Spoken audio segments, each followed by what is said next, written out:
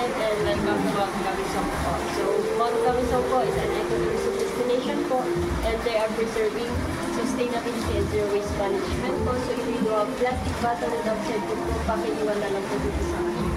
Wala po. Ayan po, let's proceed po dito sa map po natin.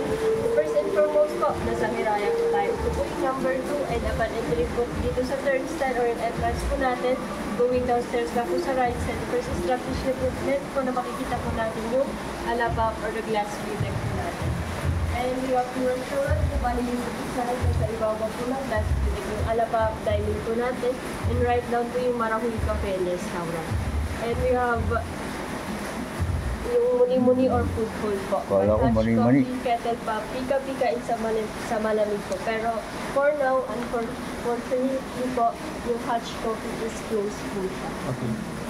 So, Kasi going malamig. downstairs, we have the amphitheater and you can visit this amphitheater din po. May bintay po tayo po. May restroom din po tayo sa baba. Sa Summer Garden naman po, may liter long view walk, may waterfall, picnic area, and mini garden po.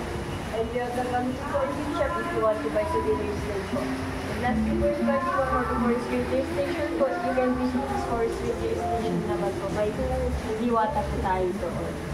Yun po, and yung e-card naman po, no additional fee naman po, for fee naman po. Pero pag going down, yung charge to walk. Pero pag dito naman po tayo magpapag pababa, pwede po tayo pero pag going up, pwede po tayo sumakay. Yun po, So, pag ngayon, pati-walking lang muna. yes po. Magkakadikit naman po natin. Ay, drama pa yun.